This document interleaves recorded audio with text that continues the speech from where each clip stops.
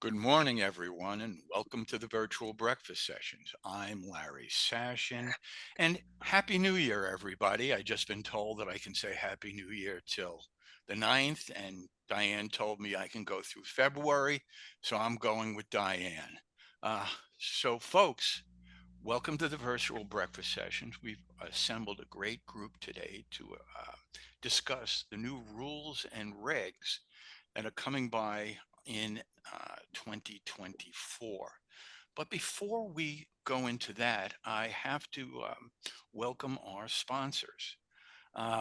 Sponsor number one is the expense reduction analysts. You know, there is gold in your balance sheet and in your purchasing logs. And if you need to get more money, hire the expense reduction analyst to check over things, and you'd be surprised what they find. And the second one is produce experience, delivering the finest herbs, salads, and tropical produce in the New York area.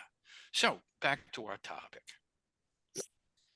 Rules and regs in 2024. I was just telling the panel, and I put it in the invitation that in January of 2024, thousands upon thousands of checks will be written with the date January 2023. For instance, my wife and I just received our lease yesterday, and on the lease it says it starts in April 2023. That's truth. That's fine because all we had to do is change the date and everything would be okay. But when it comes to the rules and regs, the minefield that the government has laid out for our people, it's not quite so easy if you go by the old rules instead of the new ones. So take care, listen to what the people here are going to talk about. So Jackie, why don't you start off by introducing yourself? Good morning and Happy New Year. My name is Jackie Flug. I'm a partner at the law firm of Greenspoon Martyr. I specialize in alcohol regulation and startup companies. Okay, thank you. Jackie, don't forget to mention where you were before. I think it's really interesting and applicable. Sure. I spent 4.5 years as general counsel of Drizzly, which is an app for alcohol delivery, was acquired by Uber for $1.1 billion. And prior to that, I was the general counsel of the New York State Liquor Authority. Okay, thanks again. Diane, you're up. Good morning, everybody. My name is Diane Giordano. I'm a partner at Markham, which is a large firm. My office is in Melville, New York, and Markham has a food and beverage group, and I am a partner in the food and beverage group, servicing clients in that area with their basic tax needs. Okay. Greg. Hi, my name is Greg Kligman. I'm a partner at Elnoff Grossman and Scholl, a law firm with a large hospitality group, and my focus is on labor and employment matters. And Rich. Rich Hartman with Marsh McLennan. I work in the area of insurance and risk management for food, beverage, hospitality. I lead the Marsh McLennan food, beverage, hospitality practice here in the Northeast. Okay. And Fred. Good morning. I'm Fred Clashman. I'm the editor and publisher of Total Food Service. As I mentioned, we're just about to go to press on our January issue, and there's an awful lot of change to cover. Okay. And last but not least, Larry Sashin. Hi, I'm your host. And, and when Fred and I were discussing this topic, it came to mind all the minefield that the government has laid for us. So, Diane, there are new tax laws that have come through. Why don't you discuss some of them? I believe you're referring to the changes that are going to be implemented regarding depreciation, specifically bonus depreciation. So bonus depreciation has been in and out of the law for quite a while, way more than 10, 15 years. But taxpayers were getting used to 100% bonus depreciation, which has been in the law for quite a while, and it's been quite favorable. And 100% bonus depreciation means that businesses could buy equipment, for example, and fully depreciate that equipment in the year of acquisition, which helps a lot of small businesses reduce their income. So effective as of 22, that was the last year that businesses could utilize 100% bonus depreciation. After that, each year the bonus depreciation would reduce. So for 23, the percentage of bonus depreciation would be 80. For 24, starting this week, it's 60, and it'll decrease going forward. Now, bonus depreciation at 60%, it's still quite a big number. What I generally recommend to our to clients, especially those who are income producing clients, is to utilize Section 179 first. Since the majority of this audience, I believe, are going to be small to medium types of clients, 179 might be a better alternative than bonus depreciation, because many states do not treat bonus depreciation favorably, but most states treat Section 179 favorably. Section 179 is a different type of depreciation expense, again, allowing a full reduction of the basis of the asset. Up to 23, it was 1.160, and in 24, it's 1.220, which is a nice size of expense. So Dan, what does that mean in English? If I went out and I bought new kitchen equipment, what does all that mean? How does that work? So if you are an entity and your entity is taxable income producing, you'd be able to completely write off or deduct the expense of the kitchen equipment. So let's say you spent $1 million on the kitchen equipment and you have $2 million of taxable income. As long as you have income, you could use Section 179 and reduce the income by, depending on what year you put it in, because it's increased every year for inflation. So for 24, it's 1.2 million. So it's quite a big deal. So without getting into the fine print, just a quick question on that. If there's a rebate program available on equipment that I was going to buy, am I better off not taking the rebate and using the depreciation than I am taking the rebate? What's going to make my cash flow work better? Well, I would say the rebate would probably make it depends on what kind of how your business operates. My gut reaction would be maybe the rebate works better because then you're not out of pocket when you're buying the equipment. Well, the rebate is a reduction of the cost of the equipment. Okay. And Section 179 is going to be, your cash flow is going to be tax affected. So I would think that the rebate would work better than the tax deduction. Thank you. Crunching numbers, this is my gut reaction. Yep. Thanks. Okay. In the world of HR, what are the changes you see, Greg? Well, I think I first want to start out with the change that we are not seeing, which is the ban on non-competes in New York, which Governor Hochul vetoed at the end of the year. So that is some good news for New York employers, though I will say she has expressed support for a ban on non-competes, but it didn't have the carve-outs that she wanted in it, such as it only applies to high income earners. They can apply in the context of the sale of a business, things like that. In New York came January 1st. We also saw increases in the minimum wage across the state. Downstate in the city, Long Island and Westchester, minimum wage went up to $16 an hour. And in the rest of the state, it went up to $15 an hour. We also saw the salary threshold for exempt employees increase across the state. In New York City, Long Island, and Westchester, in order to be considered an exempt employee, you have to be earning $1,200 a week now, up from $1,125.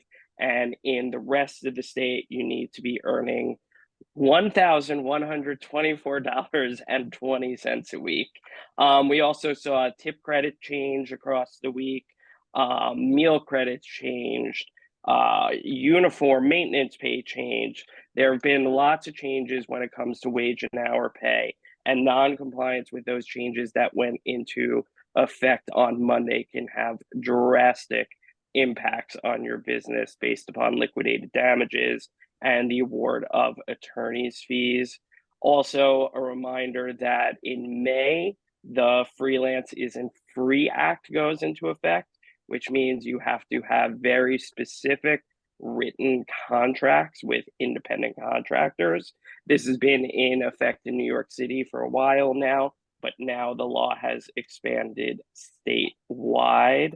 New York City employers are also going to see a new requirement come in July, where they're going to have to provide employees with a workers' bill of rights notice.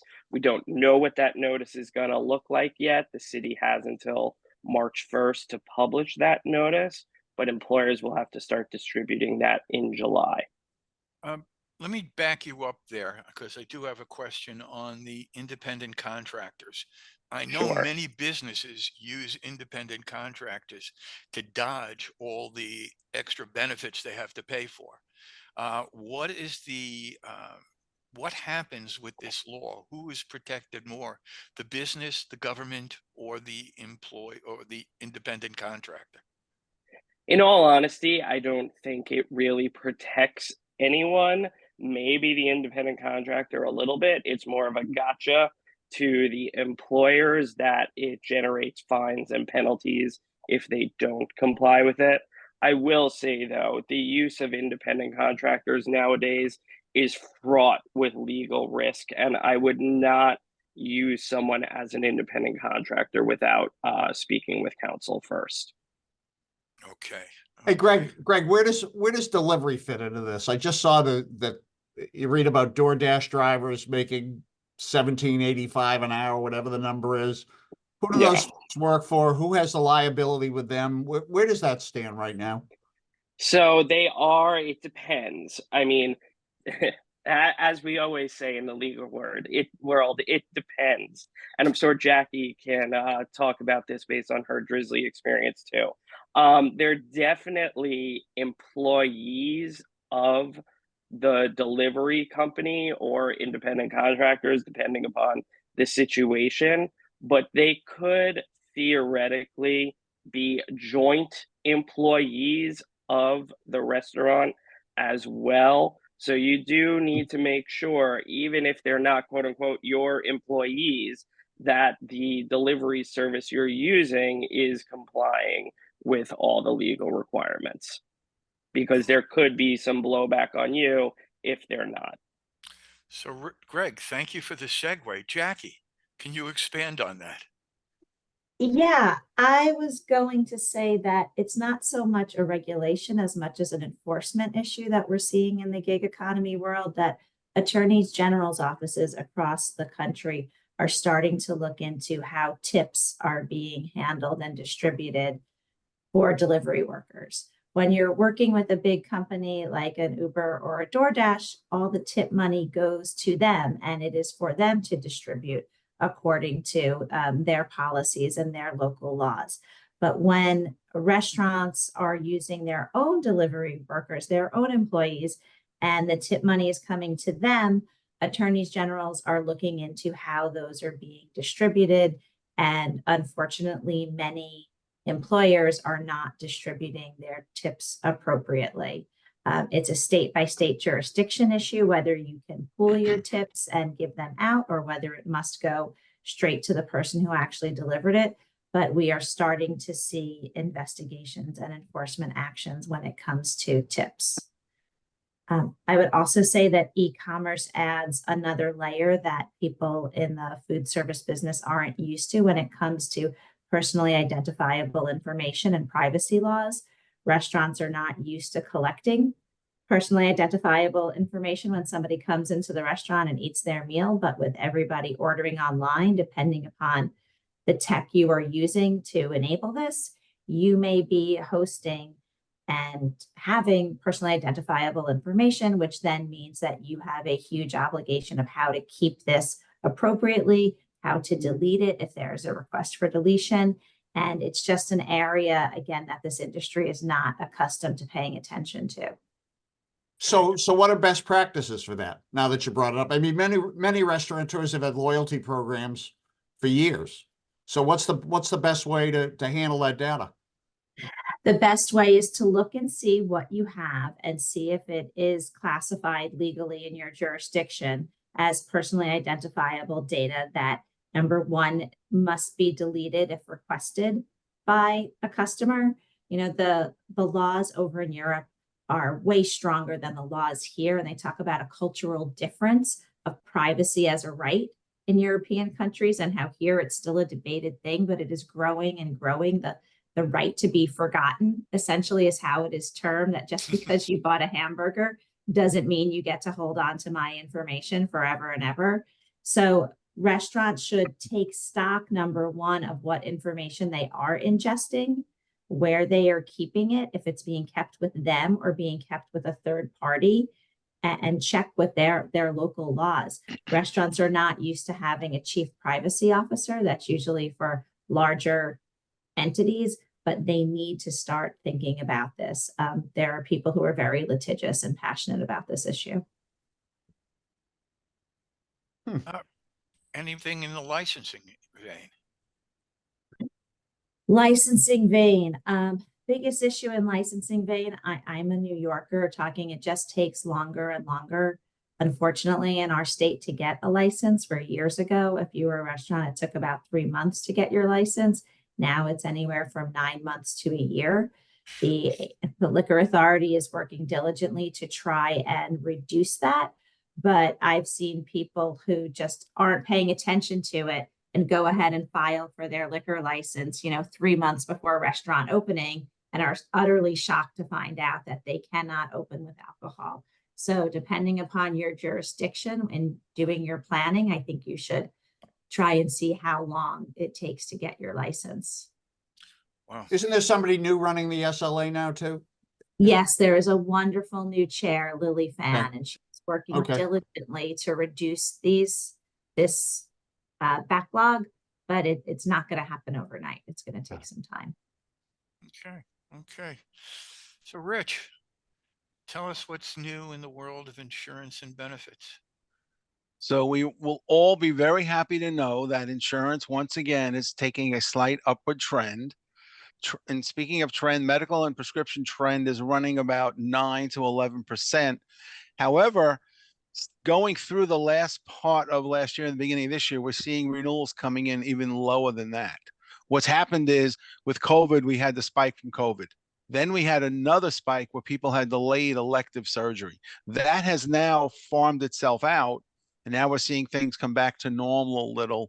Employees are looking more for flexibility and more options. Employers are looking for more creative ways to finance their insurance needs. Under the umbrella of recruiting, it's still up in the air, and the recruitee has a lot more of the power in terms of the hybrid arrangement, what they're looking for. DE&I in a company letting people know their mission and their values is playing a lot of importance in terms of people actually accepting a job and not ghosting after a couple of interviews. Okay. Mr. Flanagan, you're in that marketplace of insurance. What are you seeing with your client base? Unmute, Ed. Yes, I'm unmuted, Larry. Thanks for the recommendation. We're seeing increases in insurance, and it just happens all the time. So our job is to try to control that, the rate increases, and make sure all the risks are covered at the best possible price. Okay. And Liz, why don't you pipe in? Because I know you've heard a lot of information here. What strikes you the most earth-shattering of all the things you've heard, and how do you deal with it? Interesting question. Most earth-shattering. I think after the last 3 years, nothing's earth-shattering. So I think what we're concerned about is local regulation here in New York City, on the city council, on labor and business practices. what's going to happen up on the state level with the governor. There's that lien law that got squashed last year that's still hovering. We had a favorable health insurance experience this year, which was shocking. Business insurance is, nobody's really lowering rates. I think the big fear, and not fear, but I think the thing to watch is around labor. And I apologize for sounding like I ate a frog for breakfast. Yeah. I did not. But I think labor on all fronts, from organization, the 1099 thing. I don't think we have a 1099 in the House for the last 30 years. Maybe an occasional one, and they're really legitimate. But the, what do you call that? When you're the joint employer risk, there's just so much related to labor, and it's a very labor friendly regulation atmosphere, and that's a concern. I don't need regulation to tell me to be a good employer. So Liz, as you look at this, is the future of hospitality still based on people, or are robotics and technology and AI, et cetera, et cetera? What are we looking at? I think it's still people, but I think wherever we can substitute out for something that is not going to be a person, it'll happen. I've seen robotic bartenders, who wants a robotic bartender? But there will be times and places where it'll work. In the kitchen, anything we can do labor saving that can be done by any sort of external, whether it's an external labor force or mechanically, will be embraced. Labor's what's I think got us all up at night. Is it sad, or is it reality, or is it both? That's a good question. I think it's a little sad because it's out of balance. Yeah. It's just not reasonable. And Greg, we're a big fan of David's for years and years. We follow him from firm to firm, and now he's with you. So I know we're in good hands. It is Mr. sad. Dorn, what do you see? What do you see on the club side? I think the concerns and issues mentioned by a number of people, Liz, most recently, about labor. Greg mentioned the 1099 issue, independent contractor issue, I'm sorry. That's been an issue in the private club world with golf caddies as long as I've been in the business, because there are still clubs out there that feel they can sign away and every right, and it's wrong.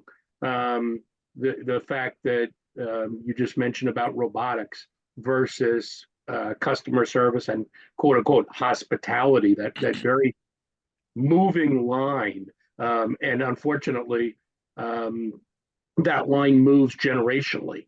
So in the case of long-term or older members in the club world, they don't want to hear about, see about, have a conversation about robotics. And the flip side of it, you've got younger members who think it's the coolest, most fun thing in the world. And there's the perspective of the employer who says, as Liz mentioned, where can we get away with it where it doesn't affect the hospitality and customer service side, but yet save us money? And so it's just an ongoing challenge. I mean, Jackie mentioned the subject of the SLA. I mean, that's been an issue in New York and building by the day, and thankfully there's a new commissioner. But boy, when you have, year-long waits for licenses, it just doesn't make life easy. And people say, oh, well, I'll ignore it until it's a problem. Well, it's a problem. You talk about robotics, and one of the things that's coming along is individuals as well as companies are building models of what they need for their insurance purposes and using AI to help them find solutions for that. So AI is going to play a much bigger role, not only in the services that are provided, but I think in the distribution and the services provided by the restaurants and hotels as well. Well, in the employment context, you do have to be careful about the use of AI, because there are laws regarding the use of AI for employment decision-making purposes, and you have to make sure it complies with applicable law, that there is no bias against individuals of protected characteristics. Otherwise, that can open you to claims of discrimination based upon your use of AI in the employment context. What was Yeah. that again? Individual of, say that again. What was that term? Individual of prescribed? If you're a member of a protected class. Okay. Explain. Does that mean like manager? Does that mean? No. Oh. If you're a minority based on your religion, based on Okay, I sexual got it. orientation. Okay. Or Okay. disabled, Okay, got it. or Okay, got it. All Got right. All right. So Jackie, do you have anything to add to what's going on here? I think everybody's just raising the point that people need to be aware. I mean, nobody can be sticking their head in the sand and just saying it's business as usual. Employment, it seems to be the biggest thing on everybody's mind. And I agree, once you start talking about the minimum wage and the tips, employment issues are the largest risk that people are running. And you have smaller things coming up, environmental wise. I don't know how many people in the category here, work in the liquor stores, but that's another industry that I serve. And we have recycling bills going to effect in California. New York retailers have been fighting this bill in the legislature forever to start including wine bottles and spirits bottles and part of recycling programs. Just the world that business operators used to pay attention to just seems to be growing and growing each year. Okay. The other, Larry, the other issue we kind of skated by quickly is the tip credit issue. I noticed that the governor pushed, and well, first, let's back up a second. So Chicago got rid of the tip credit. California is in the middle of tip credit, as well as some other things going on. Where do we see the tip credit going in the state of New York, and how is this going to play out? And why is it important to protect it? Peter? Any thoughts?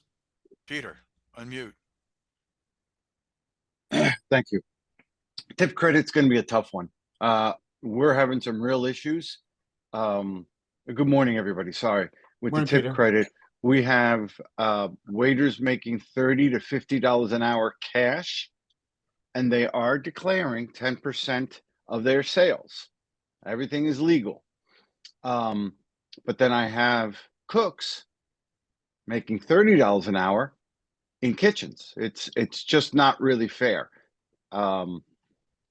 To everyone's point, I think this happened back in the 80s and 90s. We came out of the cellar. We came out of the closets. We came out of everywhere. Hospitality is now on the national scene. We will be scrutinized. If it's liquor, if it's taxes, if it's licensing, recycling, I hate to say it, everyone, it's above my pay grade. The industry, we're fortunate, everyone on this call this morning, that we're at a certain level that we can adjust. I have a friend at Burger King, and they are replacing staff. They said, you're going to go to the minimum wage. Got it. It costs them over $100,000 to have a cashier 12 hours a day, 360 days a year. I forget the actual numbers. Do you know they can replace 3 cashiers with that same $100,000, $105,000, I think was the number years ago, with the kiosks? That's year 1. Year 2, the maintenance on a kiosk is like $10,000. Did I just do that? Sorry. What did I do? Very festive. Wow, I don't know what I touched. There we go. Technology, it's above my pay grade. Right. The ones I'm really concerned with, and I'm going to be very careful how I say this, is the newcomers, the immigrants, the backbone of where we all came from, where our industry came from, they can't keep up with this. They really, really can't. They just close. They close and move on. We're asked, I'm not going to say rightfully so, wrongfully so, to carry the burden for the industry because we can, or we can't. I don't know. Larger corporations can. I was amazed how Burger King just did the calculations so fast, and no one's talking about they're all what do you call it? Sandwich makers now. One cashier. There's 3 cashiers, and the great thing is different languages, pictures. You can't get the order wrong. You put it in. You're the order taker. I think the tip credit is going to be a real issue. I wish you went the other way. I'm sorry. Please don't misunderstand me. I love my waiters. I love the waiters and the staff. They're fantastic. They're the backbone. They're the mouthpieces. They're everything of our industry. With that said, when you're making $40, $50 and you just walk in, hey, how you doing? I'm here for my shift. I want a staff meal, and hey, do I get a staff drink? I'm like, you got to be kidding me. We have discussions with the staff. The kitchen can make your food every day, but you cannot bring them a glass of water, ice water with lemon, a cappuccino, a coffee. I'm paying for it. You're not. So it drives me crazy. They just come in, they come out. They are the backbone. They are our faces. But what about the guys in the kitchen? So it really disturbs me when I hear the tip credit is going away, because let's be honest, it's a percentage. 11, 12, 15, 20, 30. The percentage of labor that we spend is a finite number. It's not infinite. We only have so much. So who are we going to squeeze? The guys in the kitchen? I'm sorry. I started in the kitchen. That's really wrong. Sorry for my rant. Okay. Fred, you had mentioned with the Illinois thing, you said that not only tip credit, but tipping is going away. You mentioned No, the tip credit. credit is the Yeah. tip credit's going away. Okay. So as restaurateurs, how do we get around that? What is the alternative? How do we make sure that things are balanced? Service Larry, fees. I don't think there's an easy answer to that. I Right. think we could spend weeks talking about that and probably get no further along than the point. And But anybody else has, right?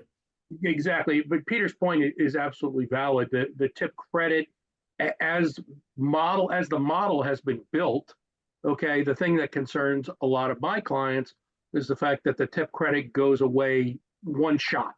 And as Peter mentioned, the economic issue at Burger King as an example, if you've been paying a whole group of people on a tip credit basis, and all of a sudden it's gone, the economic difference in a single year is staggering. And I can't do those calculations like Burger King can, but suddenly if you've been paying somebody the tip credit, now all of a sudden you're paying a minimum wage, the gap right there is phenomenal. And so one of the things I wish we could get any legislative body to understand, if you want to eliminate the tip credit, I'm not going to say fine. I'm saying that in the context of the conversation, but let's phase it out.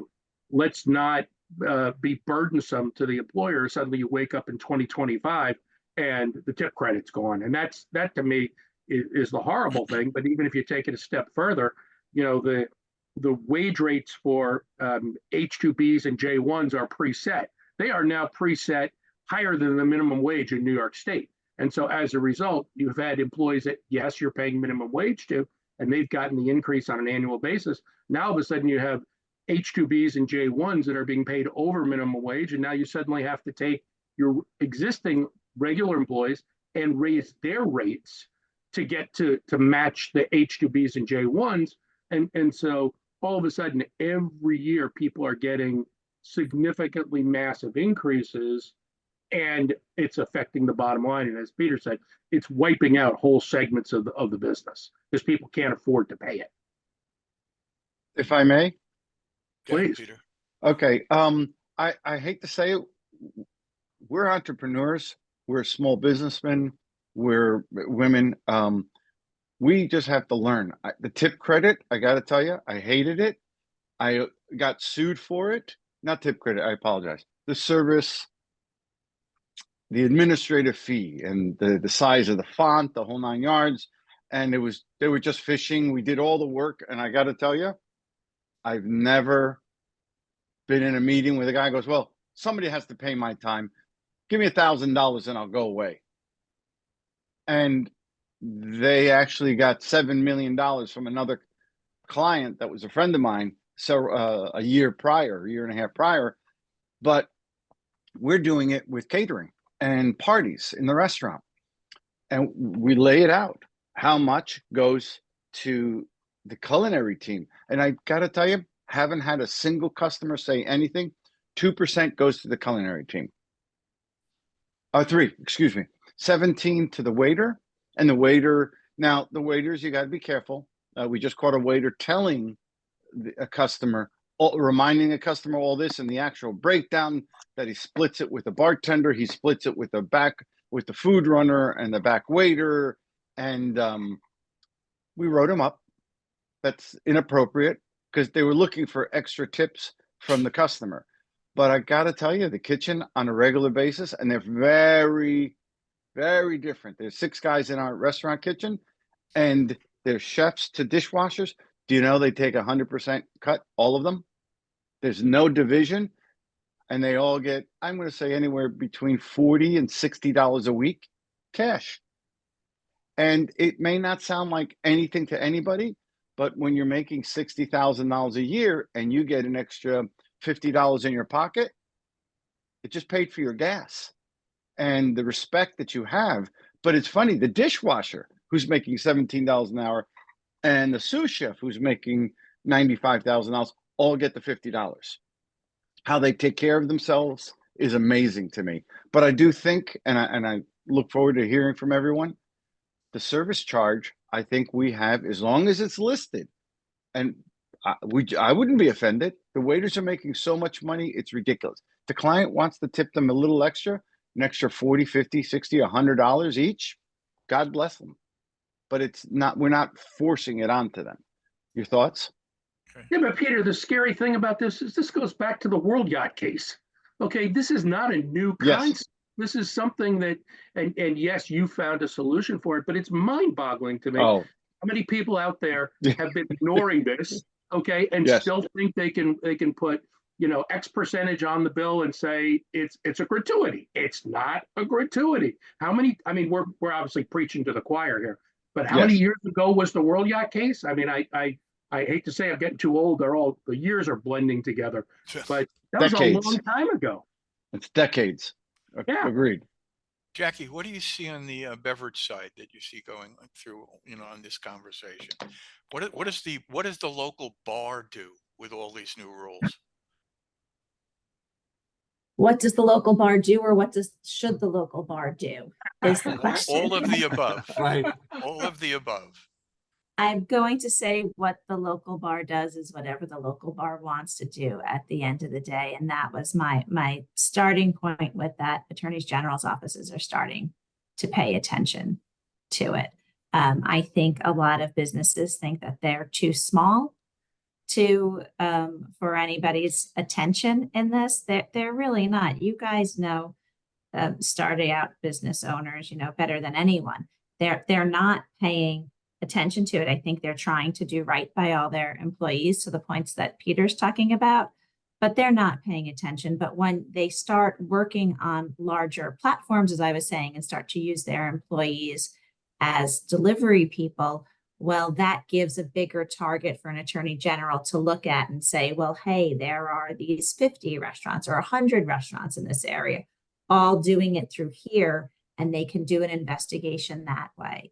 So if they're, just on their own, they're probably under the radar. But once they start engaging in the e-commerce world, their tipping practices are going to come under scrutiny. Yeah, Larry, I just want to jump back into the service charge thing for a second. Okay. I just want to remind everyone, if you're charging a client, a guest, a mandatory service fee, and you're distributing that to employees, it's important to remember that those are not tips. That's extra income to your employees that increases the regular rate of pay and also increases their overtime rate of pay. So it's, you have to remember that if you're doing a service fee for the purpose of distributing it to the employees. When the guest has no discretion, it is not a tip, and it is part of the regular pay to your employee. And that has significant impacts on wage and hour issues. Okay. If I Diane, may, Greg, go it ahead. also comes down to reporting. I think, I forget the percentage, and please correct me because I know I'm going to be wrong, that we have to declare a minimum of 10% of our sales for gratuities. We usually do 12%. The waiters fight us and don't want to do anything more. But when it's a service fee, it's 100% taxable. All right. And how is this handled, Diane? I agree. The service fee is 100% taxable. You're funny that you mentioned that. I went away Christmas week, and the resort charged a 15% service fee for the spa in the restaurant, and we assumed that it was to cover a tip, and then when we just asked, it was only 15%, and I think here in New York we usually tip more closer to 20 or more. They said, yeah, it's a service fee, but we don't know how much of that the waitresses or the service providers get. So then I felt bad that the waitresses would really be getting the service fee, and you can't really tell what the business is going to be doing with a service fee. Are they distributing it among the people who work there equitably, which is what we had hoped for to help them, or are they just adding it to to take care of other expenses, and by not giving them a tip, the people who come to our table or service our spa treatments, they're not getting a tip at all. So I would agree that the service fee is income to the business, and if the business then adds that into wages, if that's their practice, then it would be taxable to the recipient as well. Okay. I just thought I'd share my experience with that discussion. No, but similar to what you just mentioned, they basically asked us for a bigger tip. as a diner, it's very confusing. You see the price of the food, then the service fee, then a tip, and you don't know what to do. And half the time you have 6 people at your table, and all of a sudden you don't realize that they've already charged you 18% on your bill for 6 people or more. There should be a bill of rights someplace to protect the diner in something like this, because it is puzzling. It used to be double the tax, done, everybody's happy. No more. And I have to say this, unless there's somebody that wants to say one more thing, we're all good. Okay. It's that time of the oh, go ahead, Jackie. Jackie, please. Yeah, a totally different switching, but on the tech front. So not a labor issue on tips, but something else that on the risk level isn't as high up as this, but something that restaurant operators are going to start seeing more of as they use more techs and different apps for food ordering or for paying for cover charges going into the bars. Is going to be more alcohol supplier advertising on apps that customers are using to interact with the restaurant or the bar, which is something really new that wasn't around before. The restaurateurs controlled what sponsorship or brands or whatever would be displayed from an alcohol brand in the restaurant. And now when customers are using apps to do their ordering in the restaurant, we're seeing new opportunities for alcohol suppliers to be advertising to the customers while they're in the restaurants. Okay. Well, thank you all. It's that time of the show where we have to start wrapping things up. So what I want to do is go around the room and please leave us with that one thought that you want people to remember from this session. Rich, why don't you start? You caught me out of left field on that one thought. It's my job. I think it's a myriad of labor issues, recruiting issues, insurance issues. I think 2024 is going to be the year that, regardless of the size you are, you've got to have trusted advisors. You can't just go it alone. You've got to reach out to your attorneys, your accountants, your insurance professionals. A lot of times they were winging it, especially when they were smaller and starting up. I think it's going to get tougher. Okay. All right. I agree. I agree. Greg. I mean, you know, when it comes to employees, the devil's in the details. Make sure you're paying your employees right. Make sure you're paying them on the right basis. Make sure you're not misclassifying employees as independent contractors. These wage and hour issues can really bring down a business. Okay. Diane. Well, depending on what state you're in and your taxable situation is, remember that I'm a tax partner. I would suggest looking into any benefits that you could get when making acquisitions. New York has a nice program, and if you're in New Jersey just introduced yesterday an equipment credit. So take a look online at the state website before you make any acquisitions in order to help your tax situation. All right. Jackie. I'll go to the e-commerce world, that when restaurants start engaging in e-commerce, there's a whole myriad of compliance issues that they should be thinking about, whether it's tips, whether it's privacy laws, whether it's for the alcohol laws of supplier advertising. So, do your diligence when you enter into e-commerce. Okay. Fred. It's very similar to last year's agenda. I think we're headed, the analogy is $5 gas in electric vehicles. I think we're headed in our industry towards that $5 gas threshold, when you need to start looking at how can I replace whatever I need to replace in terms of people. I hate to say it. I hate to take us down that path, but 5 years from now, we have this conversation and it's a $35 an hour minimum wage and a $40 cheeseburger. You've got to either figure out how to cut costs, or you've got to figure out a way to make this thing work. Because this model, with where it's going, it's simply not going to work. It's not sustainable. Okay. Yeah. Yeah. And the truth of the matter is, AI never gets upset when you say the wrong thing to them. So it's something to be said about that. Well, I'd like to thank you all for coming today.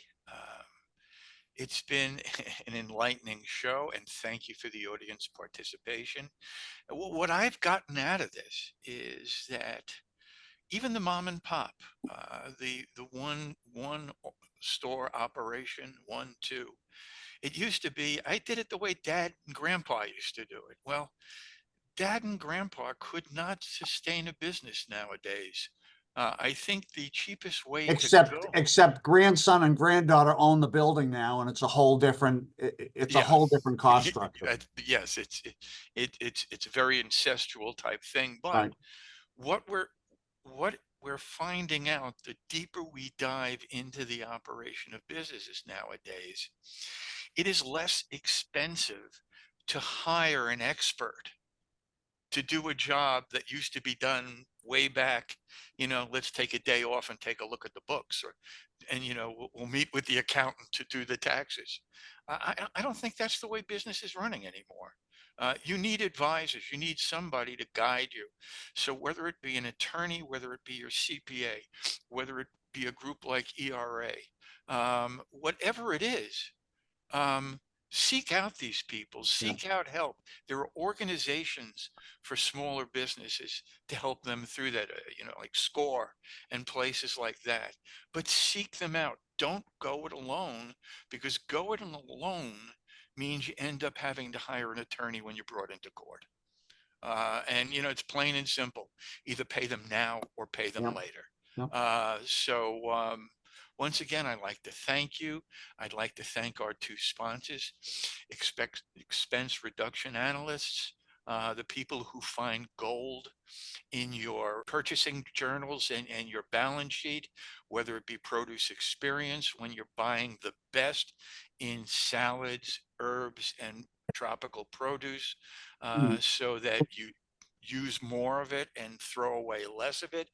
Whatever it is, buy from the right people. I hope to see you back. It's not going to be 2 weeks from now. It's going to be on the 23rd of January. We're going to take this conversation one step further. It's going to be on tipping. Is it a reward, a reward, or is it an imposition? We're going to go deeper into it, and we're going to have some interesting people on the show. So I hope to see you back on the 23rd. And geez, anybody else have anything else to say? One final tidbit. Happy New Year. Happy New Year. And we will say it again on January 23rd. Thank you, Because guys. we believe in Diane, and there's only two things I have to say. Everybody, stay positive, test negative, be well. I'll see you then. Amen. Thank you all.